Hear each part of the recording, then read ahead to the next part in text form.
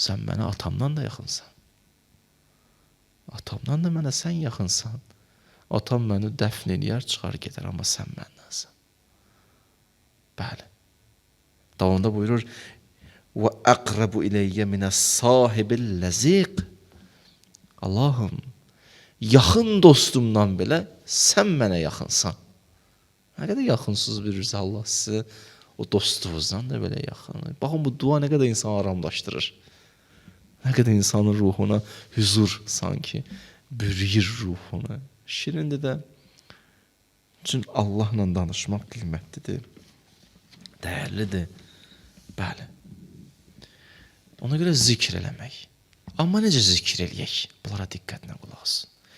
Qur'an-ı Kərim 3 dənə ayə deyir zikr haqqında. Birinci ayə. Uzkurullah zikran kəsira. Çox zikr eləyin. Kəsir ərəb dilində çox zikirləməyə deyirlər. Çox zikr eləyin. İkinci ayə.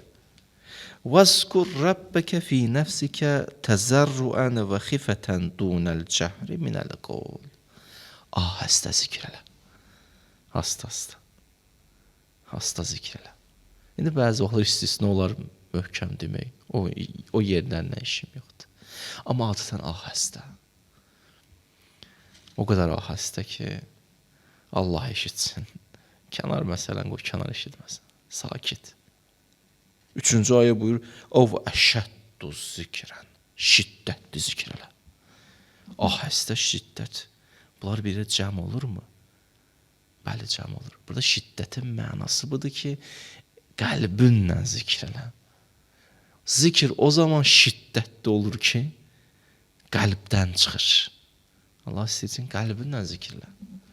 Qəlbinlə zikr eləsən nə gözəl. Dillə edilən zikir faydası var, azdır. Demirəm, yoxdur. Amma qəlbdən çıxan zikir aləmi dəyişir.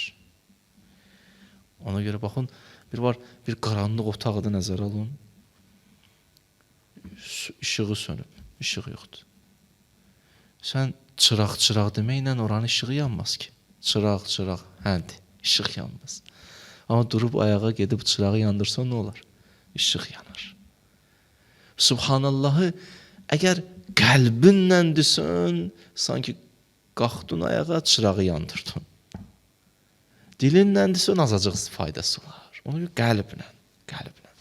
Sözlər qəlbdən çıxana təsirlidir ki, bunu bilirsiniz.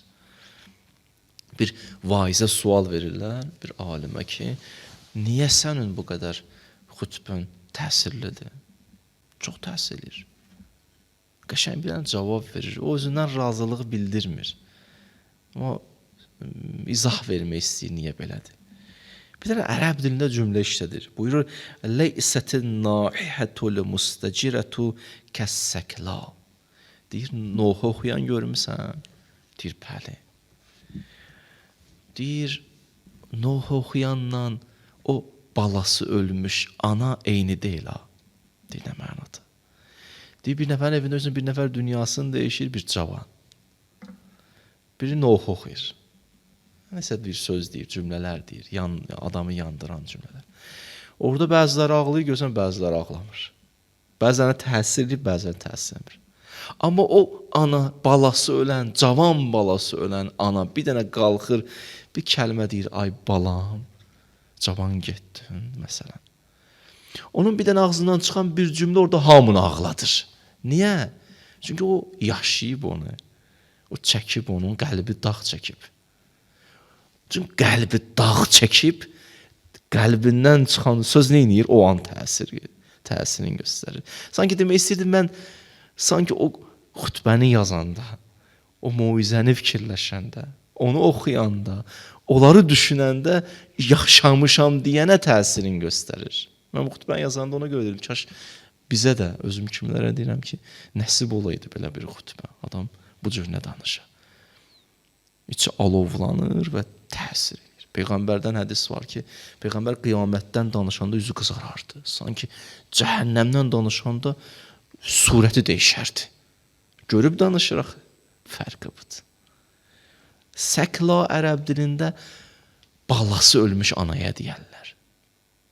deyir, hər Nuh oxuyan məgər o balası ölmüş anadır. Düzdür, bəziləri görürsən istisnadır ya, Nuh oxuyan var ki, o qədər təsir edir ki, o da öz yerində. Yaxşı. Çox ya maraqlı yerə gəldik, çatdıq. Bəs neyniyək ki biz zikr eləyəndə qəlbimizlə zikr eləyək? Yolu nədir? Nə işlər görməliyik? Mən bugünkü çıxışımda 3 dənə şərtin deyəcəm ki, bunları edin. Bunları eləsiniz, zikri qəlbinizlə etmiş olarsınız.